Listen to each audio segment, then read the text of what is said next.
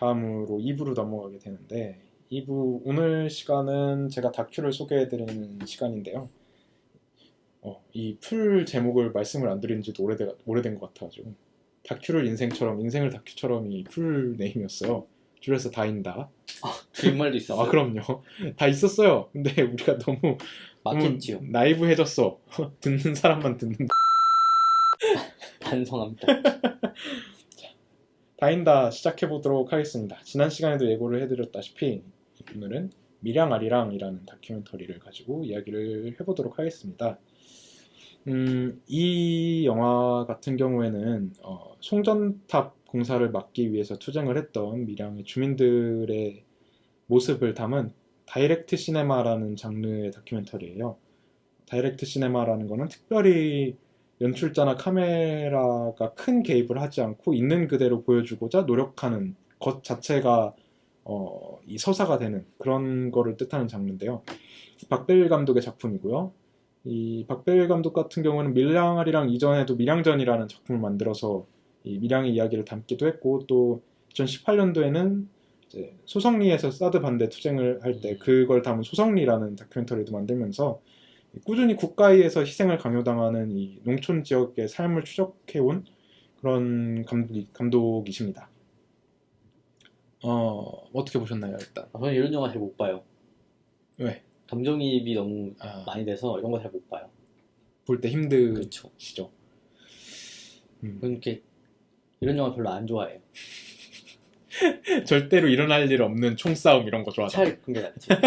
그러니까 스트레스 받잖아 보면. 그렇지. 그러라고 만든 영화니까 사실. 스트레스 받아요. 왜 영화도 이렇게 힘들게 봐야 되냐 이런 그렇죠. 입장이신 거지. 인생도 힘든데. 영화도 힘들고. 실제로 그러니까 약간 저 같은 경우에 학생 때 운동권이었고 이 그 형광색 제복에 대한 거부감과 트라우마 같은 게 있죠. 있어요. 그렇기 때문에 이런 거 보면 되게 스트레스 받아요. 그래서 보기 힘들었다. 네. 미랑 같이 갔었잖아요. 한 번 같이 갔었죠. 저는 그 이후로도 한 두세 번 정도 더 갔던 것 같아요. 너 그 이후로도 한 번 가지 않았었어요? 따로? 따로. 그때 뭐 다큐멘터리 찍으러 잘 안 됐지만. 근데 그 영상은 나왔어요? 아카이브에 쌓여 있습니다. 다시 보니까 좀 그때 생각도 나고 그때 뵀던 분들 얼굴 보니까 또 좀 내가 익숙한 얼굴도 좀 있고 좀 그런 뒤에 마음이 이렇게 들더라고요. 올라갈 때도 아는 이름도 좀 있고 지금도 저랑 가끔 종종 보는 분도 한 이름이 있더라고요. 그래서 이런 영화 별로 안 좋아해요. 이제 내용을 설명을 드리면은 먼저 밀양에 있었던 송전탑 건설 반대 투쟁에 대해서 설명을 좀 드리면 영화 초반에도 자막으로 설명이 나오는데요. 2001년에 한전이 신고리 3, 4호기 원전에서 생산된 전기를 수도권까지 송전을 하려고 이 밀양의 765kV의 송전탑 공사 계획을 확정을 합니다. 이게 굉장히 초고압이에요. 엄청나게 높은 고압의 송전탑이 마을을 관통을 해서 지나가는 사업이었는데 한전은 전원개발촉진법이라는 걸 적용을 해서 주민의 토지를 강제 수용하고 민주적인 합의 절차나 이런 거 없이 공사했다 중단했다 일방적으로 대화를 시도를 했다 뭐 그런 걸 반복을 합니다. 전원개발촉진법이라는 거는 박정희 정권에서 만들어진 법인데 뭐 전원이라고 해요. 그러니까 뭐 발전소나 송전탑이나 이런 전기와 관련된 사업들에 대해서 법률 규제를 피할 수 있게 특혜를 주는 법이거든요.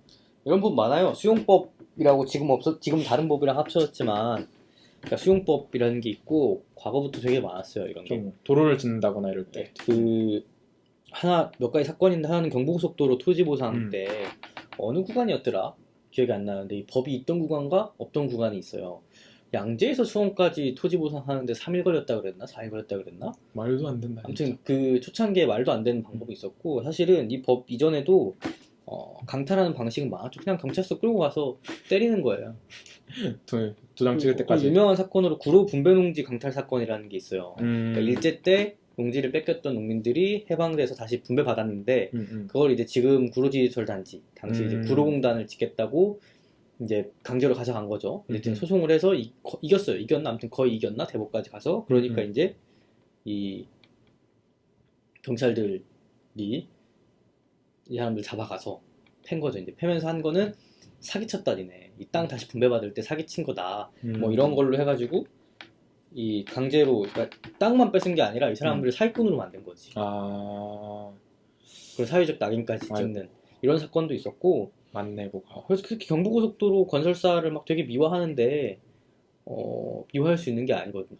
건설 당시에 돌아가신 분들도 굉장히 그렇죠. 우파들은 그렇게도 얘기해요. 뭐 이렇게 농민들이 나라에서 좋은 일 한다 그러니까 애국적인 마음으로 땅을 싸게 줬다 이런 얘기 하는데 이런 거 다 거짓말이거든요. 그치. 물론 그런 사람도 있긴 일부 있어, 있긴 있겠죠. 있어. 네, 그렇게 포장을 하면 안 되죠, 사실. 국가의 강압적인 그런 게 있었는데.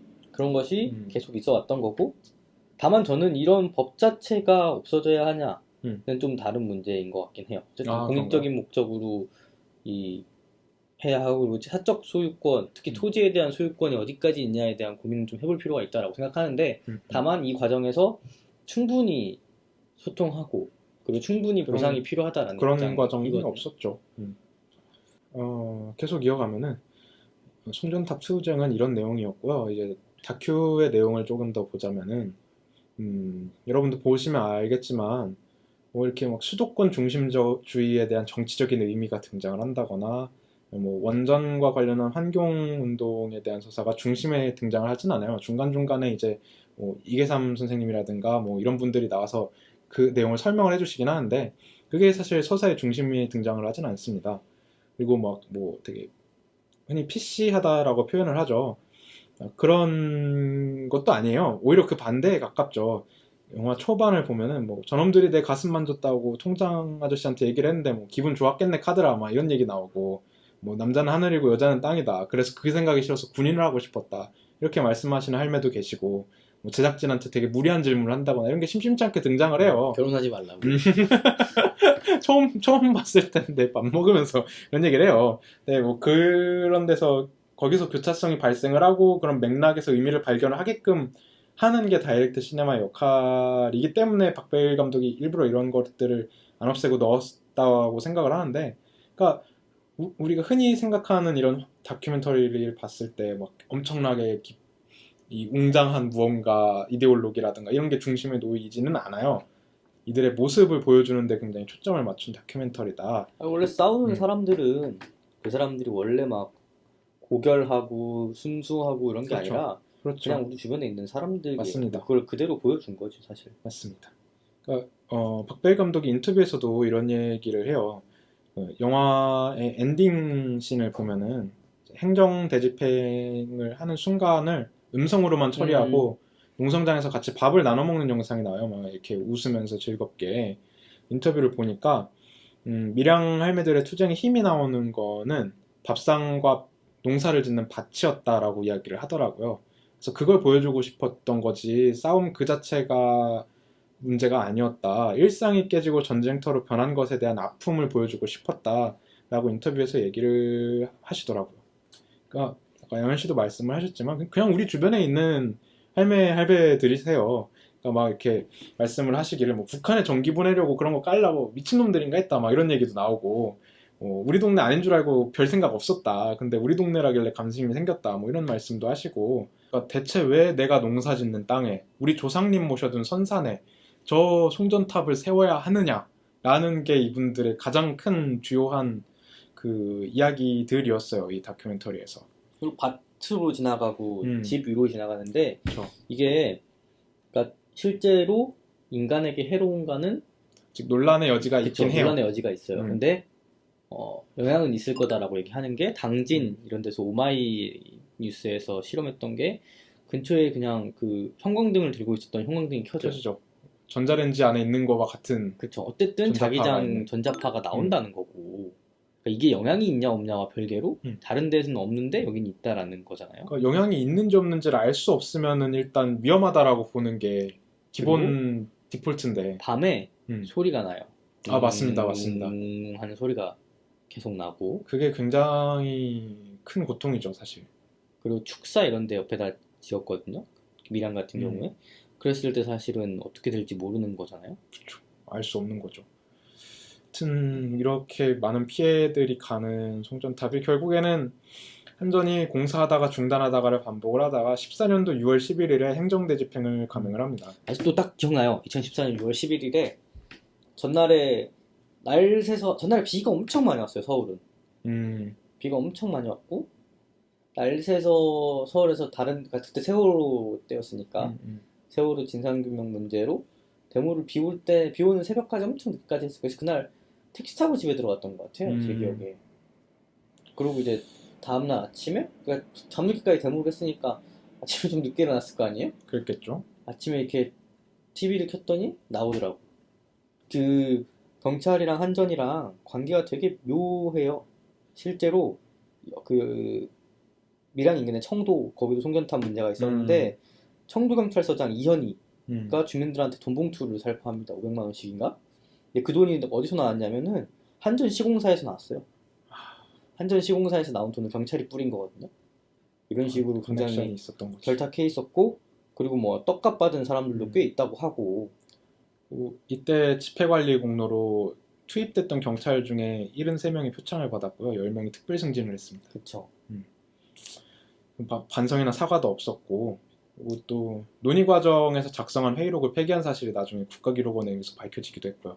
그리고 촛불 이후에 어쨌든 경찰에서 뭐 인권 침해 있었냐 없었냐 뭐 이런 거 들어가고 형식적인 사과도 있었을 건데 촛불 이후에 근데 이제 문제는 당시 담당자들이 아무 불이익도 받지 않고 승진해서 계속 올라가고 있다라는 거. 그렇죠. 그리고 한전은 사과가 없었죠. 하여튼 뭐 행정대 집행 이후에도 보상 문제를 가지고 주민들이 갈라지고 결국에는 이 공동체가 파괴되는 수준까지 간 거예요. 아까도 말씀해 주셨듯이 경찰이 조직적으로 이제 조를 짜서 이 어르신들을 회유하고 협박하고 이랬다는 사실이 후에 한겨레 보도에 의해서 밝혀지기도 했고 그렇죠. 반대 주민들에게 법에서 정한 것을 넘어서는 예를 들어 그 영화에서 다큐멘터리에서 나오는 그 통행로를 아예 봉쇄한다거나 그쵸. 그리고 못 지나 체증 계속 카메라를 들이댄다거나 이 그러니까 체증이 사실은 위법적 상황이 발생할 수 있을 때 하는 건데 그쵸. 그런 상황이 아니더라도 일상적으로 걸 달고 체증을 한다라고 이야기를 하고 해야 되는 건데 일상적으로 체증을 했었고 남이 계속 찍고 있으면 사람이 스트레스 받을 수밖에 없거든요. 당연하죠. 그리고 그런 게 계속되면 내가 감시받고 있다라는 생각을 할 수밖에 없고 이런 과정도 있었고 그쵸. 그리고 사실 제일 큰 건 마을 공동체가 파괴됐다는 건데 그쵸. 항상 이것이 장기화되면 누군가는 합의하게 돼 있어요. 그리고 합의한 사람과 합의하지 않은 사람 간의 관계들이 벌어지는 거고 영화에도 나오죠.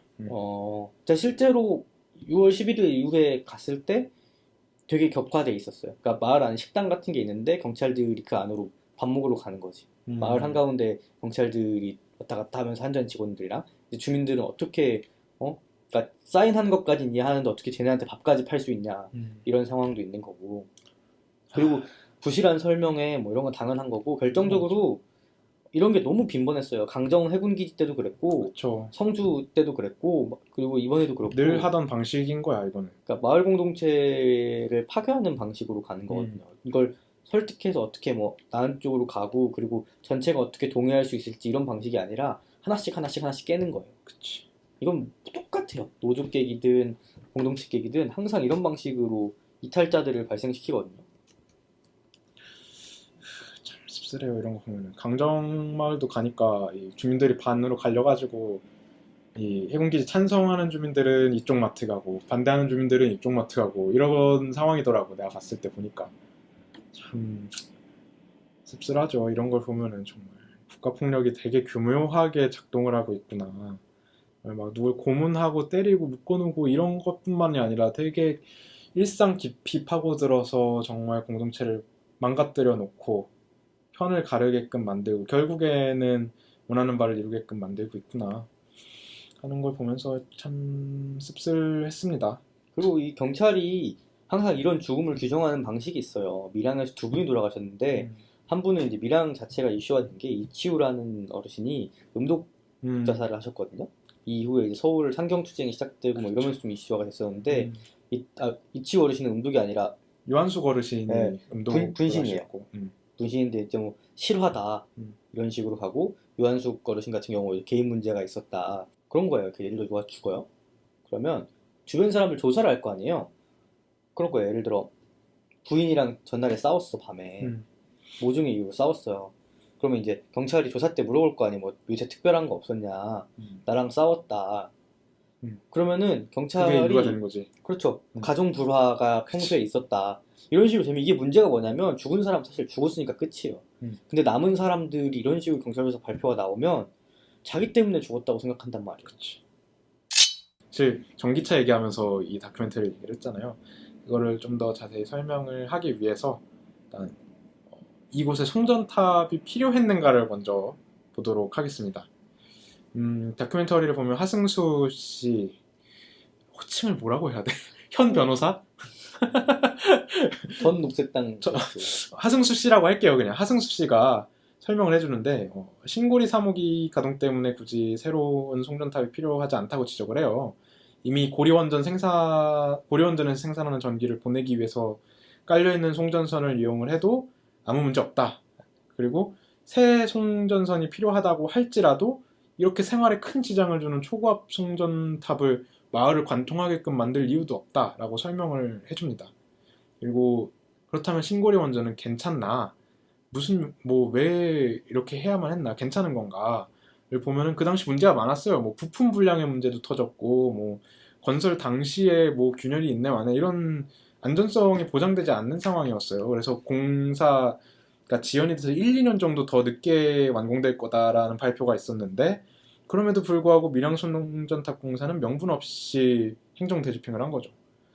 뭐 원자력 발전 그 자체에 대한 문제가 아니더라도 기본적으로 신고리 원전이 아직 완공도 안 됐는데 그러면 그동안 정말 백부양부에서 이 송전탑이 꼭 필요하다면은 주민을 설득하는 과정이 필요했던 거 아닌가 할 수 있지 않았나 라는 거가 있는 거고 그렇다면 대체 왜 이렇게 강행을 했는가 당시 MB 정부가 아랍에미레이트에 원전을 수주를 받습니다. 그 당시에 아랍에미레이트에서 참고로 본 모델이 신고리 3호기였고 빨리 보여줘야 된다는 압박감이 있었던 거죠. 밀양 송전탑을 깔아서 이것이 성공할 수 있다는 걸 보여줘야 됐고 그리고 송전탑을 깔아줘야지 이제 신고리 5, 6호기를 더 건설을 할 수 있었던 상황인 거고 결국에는 정부가 돈을 벌겠다고 이 국가폭력을 국민에게 가한 거죠. 전기 동력이 이렇게 뭐 깨끗하다, 안전하다라는 안전한 에너지다라는 말은 결국에는 이런 것들이 은폐됐을 때 가능한 거라고 저는 생각을 해요. 그러니까 이 안전하고 깨끗한 에너지라는 거는 발전소 멀리 있는 수도권 주민에게 해당하는 말인 거고 이 다큐멘터리의 주된 이야기는 아니지만 원전의 안전성 논란, 화력 발전이 만들어내는 미세먼지, 그리고 이 밀양의 문제였던 초고압 송전선의 문제 다 우리가 있는 수도권의 이야기는 아니잖아요. 그러니까 이 깨끗한 에너지라는 신화에 가려져 있는 국가폭력, 그리고 비수도권 주민의 희생 이런 것들이 은폐되어 있다. 그런 측면에서 봤을 때 과연 전기차가 만들어낼 미래는 깨끗한가? 전기차 신화가 말하지 않는 전기 이야기는 무엇인가? 라는 걸 이야기를 하고 싶어서 이 다큐멘터리를 가지고 왔습니다. 원자력 발전소가 안전하다고 하지만 사실은 이미 인류는 2번이나 그렇죠. 체르노빌과 후쿠시마에서 인류가 예측할 수 없는 재난 상황이 오는 거거든요. 그러니까 정말 아주 작은 확률이긴 해요. 사실 이 원전이 폭발한다는 게. 근데 봤잖아요. 폭발을 한 번 하게 되면 그걸로 끝이란 말이에요. 그런 거를 봤을 때 과연 안전하다라고 말을 할 수 있는가? 그리고 한국 원전은 특히나 이 자꾸 안전성 문제, 부품 문제들이 발생하고 있고 노후화 문제가 있는 상태에서 이게 과연 안전한가? 그리고 사실은 원자력 발전소를 폐쇄할 기술이 명확하게 없대요. 뭐 부산물이라고 해야 되나요? 그런 것들을 처리하는 핵폐기물을 처리할 방법도 굉장히 원시적이잖아요. 이거 모아가지고 굴 속에다 넣어놓는 방법. 근데 그 굴도 매년 경주에서 문제가 되는 게 용량이 꽉 찼다. 그리고 지하수가 뭐 침투한다 이런 게 문제가 되잖아요, 항상. 그러니까 이 지진도 특히나 한반도에 지난 포항 생각해보면 뭐가 어떻게 될지 모르는 상황들이 진짜 거거든요. 정말 그쵸. 되게 위험한 건데 사실 이렇게 보면은 그리고 되게 저렴하다라고 생각을 많이 하시는데 이 전체 과정을 봤을 때 과연 저렴한가? 이것도 저는 좀 의문이거든요. 폐기물 처리 비용을 생각하면 전혀 저렴하지 않은 거거든요. 사실 그럼에도 불구하고 이제 요새 언론에서는 현 정부가 이제 원전을 더 이상 건설하지 않고 중단을 선언을 했었죠. 그래가지고 뭐 두산이 그것 때문에 망했다느니 뭐 이런 얘기들이 나오고 있는데 두산은 아파트 때문에 망했어. 두산 무더 제니스. 아파트 때문에 망한 거야? 네. 그러니까 아파트를 무리하게 지었는데 분양이 네. 잘 안 되면서 사실 현금 유동성이 떨어지면서 흔들리기 시작했던 거거든요. 뭐 원전 정책 폐기해가지고 그런 거 아니에요. 두산이 망한다. 그리고 항상 아니에요. 그런 거. 일자리 문제, 그러니까 두산중공업 일자리 문제 이런 문제들이 실제로 문제가 되죠. 근데 다만 저는 만드는 사람들이 해체도 더 잘할 거라고 생각하고, 그리고 사실은 그런 고민인데, 그러니까 이 일자리들이 불가피하고 필요한 일자리라고 한다면 이것들을 어떻게 줄여나가고 다른 부분으로 이전해 갈 건가에 대한 고민을 하면서, 그러니까 지금 그린 뉴딜의 하나의 문제는 화력발전소를 없앤다라고 하면 거기서 일하는 사람은 어떻게 할 거냐에 대한 문제가 있어요. 예를 들어 발전소 같은 경우에 지금 화력발전소 같은 경우에 발전, 관리, 뭐 연료 이렇게 파트들이 나눠져 있거든요. 근데 앞에 파트, 발전 파트가 정확히 이거 무슨 파트라고 그러지? 어쨌든 이런 파트들은 이전이 가능한 부분이 있는 건데 나머지 파트들, 그러니까 발전소가 이 나머지 바깥들은 다 외주화돼 있어요. 실제로. 그러니까 고 김용균 노동자처럼 이렇게 그런 관리하는 것도 경정비 이런 데들이 다 외주화돼 있단 말이에요. 이 사람들은 사실 일자리를 잃는 거거든요. 그래서 단순히 미세먼지, 환경 문제 등도 중요하지만 동시에, 그러니까 그렇다고 하지 말잖아요. 동시에 이 사람들을 어떻게 재교육해서 어떻게 배치할 것인가에 대한 고민들도 필요한 거거든요. 그러니까 실제로 내연기관차에서 전기차로 가면 일자리가 준다고 하더라고요. 들어가는 부품 숫자부터 맞습니다. 시작해서 이런 획기적으로 것들. 줄어요. 그러니까 이랬을 때 그럼 우리 사회는 이 사람들을 어떻게 재교육시키고 어떻게 다른 일자리로 보낼 것인가에 대한 고민이 필요한 거예요. 이런 거 없이 폐쇄만 하면 혹은 산업 변화만 있으면 돈 버는 사람은 왕창 자본가밖에 벌겠지. 없거든요. 그치. 기술을 가진 자본 돈 엄청 벌겠지. 그러니까 이런 것들에 대한 고민들이 동시에 필요한 거죠. 근데 이제 항상 프레임은 이것 때문에 얘네들이 없어진다. 우리 입장에서 한번 이제 생각을 해보겠습니다. 우리는 수도권에 살고 있고, 사실 발전소가 굉장히 멀리 떨어져 있는데, 우리 입장에서 서울 시내 내연기관 자동차 제로를 만드는 것이 대체 어떤 의미를 가지고 있는가? 이것이 정말 혁명이고 신화인가? 이걸 좀 한번 이야기를 해볼까 합니다. 아파트에서 주차장에서 충전을 하는데 대체 이 전기가 어디서 오느냐? 라는 거를 밀량아리랑을 통해서 생각을 해보면 우리는 알게 모르게 국가폭력에 동조를 하고 있었던 건 아닌가 라는 반성도 할 수 있겠고, 그렇죠. 수도권에 사실 전기를 공급하기 위해 비수도권이 착취당하는 구조인 그렇죠. 거니까. 희생을 하고 있는 거잖아요. 이게 사실 군사정권 시절에 굉장히 농산물 가격을 뚝 떨어뜨려가지고 이촌향도를 유도했죠. 그렇죠. 이것과 별반 다를 게 없거든요, 사실. 이런 수도권 중심화에 대한 우리들의 반성 이런 것도 가능할 것 같고, 그럼 이런 얘기가 나오겠죠. 그럼 대체 어쩌라는 말인가? 내연기관 자동차는 어차피 없어질 거고 전기차는 대세화된 거 아닌가? 이런 말들이 나올 겁니다. 저는 실제로 내연기관 자동차가 필연적으로 없어질 거라고 생각을 해요. 다른 분들은 어떻게 생각하실지 모르겠고 엔지니어 분들이 어떻게 생각하실지 모르겠는데, 왜냐하면 점점 더 환경 규제가 심해지고 있고 이 때문에 내연기관 자동차의 엔진 구조가 점점 더 복잡해지고 있거든요. 그렇기 때문에 이거를 충족할 수 있는 기술을 만드느니 아싸리 전기를 사용하는 자동차 기술을 빨리 개발하는 게 사실 기업 입장에서도 이게 오히려 효율적일 거라고 생각을 해요. 이미 내연기관은 배기가스 규제를 맞추기 위해서 복잡해질 대로 복잡해졌고 이거보다 더 좋아지기는 사실 기술 한계에 좀 봉착할 거라고 생각을 하거든요. 그래서 이거는 피할 수 없는 거라고 저는 생각을 하는데, 그렇다면은 자체 생산, 자체 사용을 할 수 있는가?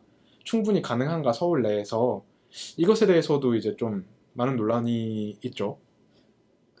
일단은 서울 안에 전봇대가 없는 거 알아요? 거의 없어졌죠. 그쵸. 진짜 얼마 안 남았어요. 없진 않아요. 근데 이제 조금 남았어요. 도심에 조금. 가면 전봇대가 없어요. 다 지중화돼 있거든요. 그쵸. 그러니까 본인들은 꼴 보기 싫다고 땅속으로 다 파묻는데, 근데 고속도로 타고 내려가다 보면 서해안 타고 내려가다 보면 경부인가? 진짜 그 충청도 쪽 가면은 당진의 화력발전소가 엄청 있으니까. 크게 송전선로 있잖아요. 그쵸. 서울 안에도 발전소가 있어요. 저쪽 합정 이쪽에 음. 당안리 화력발전소가 있다고 하더라고요. 없진 않아요? 뭐 열병합 발전하는 데도 있고 수도권에. 근데 다만 고민해야 할 게 그거예요. 핵폐기물이 서울에 보관된다라고 생각하면 음. 안 된다고 할 거 아니에요. 당연히 안 된다고 하겠지. 경주는 왜 이거 돼? 터지면 어떡할 거냐, 유출되면 어떡할 거냐, 난리가 나겠죠. 위험을 사실 내주하는 거잖아. 그렇지, 이것도 위험을 외주화해요. 그러니까, 수도권의 위험을 위험을 외주화하는 분산시켜서 음. 밖으로 주는 거잖아요. 그렇다면 자체 생산을 할 수 있느냐? 서울에서 이제 신재생 에너지부터 수소나 핵융합 혁명이 일어나가지고 자가 발전의 시대가 올 거다. 이런 기술 혁신이 이 미래 에너지 논의의 중심에 놓여 있는데 실제로 수소차도 이제 니콜라라든가 현대차라든가 뭐 굉장히 열심히 준비를 하고 있고 뭐 이 음, 자가 발전을 하려면 외주화를 중단해야 하는 거잖아요, 일단. 그렇죠, 그렇죠. 그러니까 그것부터가 좀 불가능한 상황이 왔고, 그리고 저는 화력 발전이 일정 부분 필요하다고 봐요. 그러니까 장기적으로 사라져야 하는 것은 맞으나 핵발전을 대체하고 현실적으로 지금 전기 공급량을 줄일 수 없으니 그렇죠. 핵발전을 줄이면서 화력 발전량을 늘릴 수밖에 없다라고 생각하는데 이제 이 늘리는 과정 속에서 고민들은 필요하죠. 어떻게 해야 우리가 미세먼지를 줄이고 그럴 것이냐. 왜냐면은 화석연료를 줄이려고 전기차를 만드는 건데 화석연료로 전기를 만드는 건 끊기지 않는 거거든. 그렇지. 그럼 핵을 쓸 거냐? 그건 아닌 거고. 그렇지. 오염 외주하거든, 이거. 미세먼지가 발생되는 데를 저 멀리로 밀어놓고 도심만 깨끗하게 만들겠다는 거거든. 그래서 어쨌든 뭐 도시 내에서 뭐 태양열이든 음. 풍력이든 이런 것들이 진행이 돼야 하는 건 맞는데 이게 자족할 수 있는 수준까지 올라올 수 있을까? 이건 좀 그치. 이것도. 잘 모르겠어요. 음. 그리고 애초에 그것을 자족하려고 하는 것보다 사람들을 분산시켜야 하는 거 아니냐라는 생각이 더 크거든요. 너무 지금- 몰려있다. 그러니까 지난번에 채식 얘기할 때도 한번 얘기했지만 유통시장 자체가 서울 중심적인 것도 있고 그래서 사실은 우리가 채식을 하지만 이것을 만들기 위해 사용되는 에너지들 이런 것들에 대한 고려들도 필요하다라고 한번 얘기한 적 있는 것 그쵸. 같아요. 맞아요, 유통 맞아요. 방식. 음, 육식도 물론 마찬가지고. 맞아요. 그러니까 이런 꼭 자동차, 내연기관 이런 문제가 아니라 우리가 소비하고 살아가는 방식에 대한 좀 새로운 규정들과 새로운 패러다임이 필요하거든요. 그러니까 코로나가 도시에서 더 확산되는 이유는 너무 명확해요. 사람들이 따닥따닥 붙어 있고 그쵸. 좋지 않은 환경에 그쵸. 당연히 면역력이 떨어지고 그런 거거든요. 그치. 그러니까 이 과학에 몰입되어 있는 이 구조를 애초에 해체하지 못하면 원자력이든 화력이든 유지될 수밖에 없어요. 맞습니다. 맞아요, 맞아요. 그래서 사람들을 흩어놓고 이 중앙화된 권력들을 분산화해야 사실은 이 조금 더 자급자족이라고 해야 하나? 이런 것들이 가능한 거거든요. 그래야 유휴 부지도 생기고 거기서 뭐 태양력도 하고 농사도 짓고 이런 게 가능한 거잖아요. 그렇죠. 맞는 말씀입니다. 서울에 이렇게 인구가 몰려 있다는 것 자체가 문제지, 일단. 그리고 지역이 희생되지 않는 방식이기도 해요. 이게 지역에 사람들이 많아지고 거기에 사람들이 많아지니까 당연히 이 권력도 함부로 하지 못하는 거고 그렇죠. 이런 방식으로의 변화도 필요한 거거든요. 또 한 가지 제가 얘기하고 싶은 거는 결국에는 제일 중요한 건 전력 소비량을 줄이는 게 제일 중요하다고 생각하거든요, 저는. 그러니까 이 기술이 물론 앞으로 더 발전할 거예요. 신재생 에너지의 발전 효율도 더 발전할 거고 이 태양광 에너지를 생산하는 데 있어서의 그 단위 면적당의 생산량도 더 늘어날 거예요. 왜냐면 앞으로 기술이 계속 발전을 할 거고 그게 어디까지 될지는 저도 모르겠으나 그렇긴 한데 저는 이렇게 생각하거든요. 뭐 어쨌거나 에너지를 만들어서 쓰면은 그게 비록 깨끗하다고 일컬어지는 신재생 에너지라 할지라도 결국에는 이게 환경에 아무 영향을 주지 않는다고 할 수는 없을 거라고 저는 생각을 해요. 태양광 발전 같은 경우에도 굉장히 넓은 대지를 필요로 하고 그리고 그 태양광 발전 패널을 만드는데 엄청난 양의 지하 자원이 필요하고 그리고 그런 지하 자원들은 대체로 이제 개발도상국에서 열악한 환경에서 생산되는 게 사실이고 풍력 발전 같은 경우에도 주변 환경 변화에 굉장히 많은 영향을 미치는 거죠. 새들이 그렇게 죽는다고. 그리고 소음이 심해가지고 그 주변 생태계가 많이 바뀐대요. 그런 문제들도 있고 뭐 수력 발전을 위해서 대형 댐을 건설하면 그것도 환경에 굉장히 많은 영향을 주고 또 주변에 수몰되는 지역들은 또 어떤 국가 폭력을 받게 될지 그것도 모르는 거고 이런 측면들을 여러모로 생각을 해봤을 때 결국 제일 중요한 거는 전력 소비량 줄이는 게 아닌가. 근데 이 전력 소비량 줄이는 방식도 그러니까 사실은 그러니까 우리가 에어컨 안 켜는 것도 중요한 문제지만 개인이 근데 이제 상업적 목적과 특히 생산 설비에 들어가는 전력이 그렇죠. 엄청 큰 거거든요. 그렇죠. 한국이 특히 공장에서 쓰는 전기가 되게 싸요. 이게 그렇다고 전기세를 무조건 올려야 한다 이런 문제가 아니라 전기세가 싸기 때문에 전기를 아낄 수 있는 설비에 대한 투자를 안 하는 거예요. 막 쓰는 거지 그냥. 그거 투자하느니 그렇죠. 그냥 전기 쓰는 게 싸니까. 이런 것들을 좀 더 변화시켜 나가야 하고 그리고 야간에 쓰는 전기들도 되게 많고 왜냐면 사람들이 야간에도 일을 하니까 전기를 쓰는 거예요. 그치. 야간에 잠을 자는 게 아니라 교대 근무하고 야간 근무하고 하니까 전기를 계속 쓰는 거예요. 그러니까 이런 것들이라도 조금씩 줄여 나가야 한다는 맞아요. 거죠. 그러니까 이건 결국에는 우리 삶의 양식 자체가 바뀌어야 돼요. 말씀드렸듯이 밀집돼 있는 것들을 바꿔야 하고 장시간 노동 이런 것들도 바꿔야 하고 그래서 진짜 우리 사회가 코로나 이후에는 달라져야 하는 측면들인 거죠. 이 부분도. 맞습니다. 많이 그리고 경찰들 이렇게 몰려다니면 안 돼요. 거리두기 해야 돼. 자꾸 코로나 얘기로 넘어가는데 중요하지. 제 옛날, 그러니까 아직도 사실은 이해가 안 가는 거 예능 프로그램에 마스크 쓰는 게 많이 안 나오거든요. 아, 촬영할 때 다 벗고 해요. 벗잖아요. 맞아요. 그래서 TV를 보면 좀 헷갈려요. 아, 괜찮아졌나?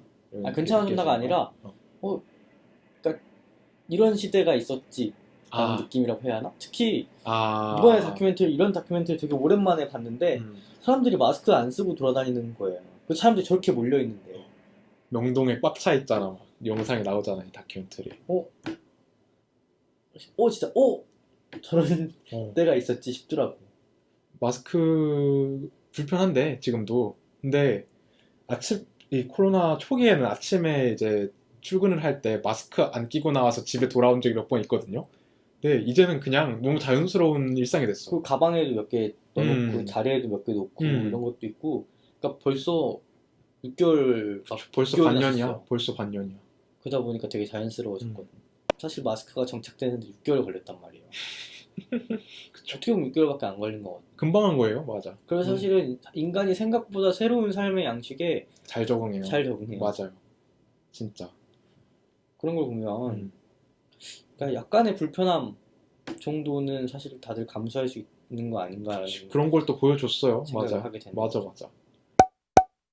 무슨 얘기를 하다 이렇게 코로나 얘기를 늘 이게 문제야. 딴 얘기를 너무 길게 편집할 때 너무 힘들어. 다시 이야기로 돌아와서 이들이 할매할배들께서 마지막 영상에서 하는 얘기가 있어요. 연대를 해달라 라고 이야기를 하면서 같이 와서 농사 짓고 이거 뽑자 이런 말씀을 하세요. 그러니까 우리가 어떤 걸 할 수 있는가를 한 번쯤은 생각을 하게 하는 그런 엔딩이었다고 느꼈거든요. 우리가 할 수 있는 게 뭐가 있을까? 이런 다큐멘터리를 만들고 보고 하면서 국가폭력을 기억하는 것, 이것도 할 수 있는 일이겠고, 그리고 우리가 지금 나왔던 이야기들 있잖아요. 생활의 방식을 바꾼다거나 이 문제에 대해서 해결책을 고민한다거나, 그러니까 내가 할 수 있는 일이 무엇인지 늘 고민을 놓지 않는 것부터 시작하는 게 우리 모두가 해야 하는 연대이자 의무이지 않나 하는 생각이 많이 들더라고요. 마지막에. 밀양, 청도, 밀양, 제주, 강정, 성주 이런 데들을 보면서 볼 때마다 느끼는 것은 본인은 의식하지 않고 있지만 이 사회에서 어쨌든 본인보다 약자인 사람들에게 우리는 항상 가해하면서 살고 있다. 그렇습니다. 라는 맞아요. 것이 있고 그렇죠.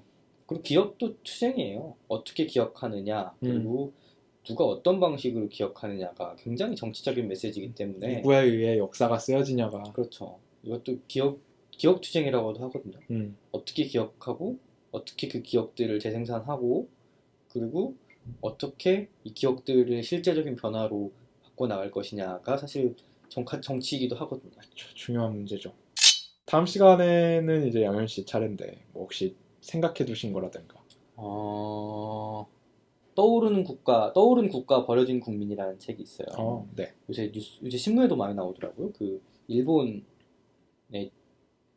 관련된 책인데 이제 앞에 유신으로 시작해서 그러니까 일본 곳곳을 돌아다니면서 버려진 곳, 그다음에 군함도 이런 데들 다니면서 이제 그런 얘기들을 하는 거예요. 음흠. 그 지역에 뭐 미나마타병 뭐 이런 하면서 구조 얘기도 하고 근함도 얘기하면서 그런 얘기도 하고 쓴 분이 제일조선인이거든요. 아. 다 읽지 못하고 읽고 있는데 요 책 얘기를 좀 해보면 어떨까 싶어가지고. 재밌겠다. 책 얘기를 안 한 조금 됐어요. 조금 된 수준이 아니라 많이 됐어요. 책 얘기를 한 번도 안 했나? 아니에요. 초반쯤에 했어요. 그렇죠. 했던 것 같아요. 했어요. 어떤 책인지도 기억이 안 날 만큼 오래됐는데 하긴 했어요. 원래 쭉 책 얘기를 하려고 하셨던 것 같은데 중간에 뭐 본인이 공부하는 거 있다고 막 뭐 이것저것 하시다가 다큐 본 거 있다고 다큐 하시다가 이렇게 얘기하니까 너무 막 하는 것 같아요. 솔직히 좀 반성하긴 하는데 아니야. 내용은 좋아. 일관성이 없어서 그렇지 내용은 좋아. 아니 일관성이 있어요. 왜냐면 맨날 비슷한 얘기를 하거든요. 제가 뭘 알겠습니까? 제목 한번 다시 말씀해 주세요, 그럼. 제목이 떠오른 국가와 버려진 국민이라는 책이고요. 그래서 다음에는 책을 준비해 오신다. 알겠습니다. 오늘 딴소리를 너무 많이 해서 편집하는 게 힘들 것 같네요. 오늘 수고하셨고 다음 시간 기대해 보도록 하겠습니다. 네, 수고하셨습니다. 수고하셨습니다. 너무 많이 했어요.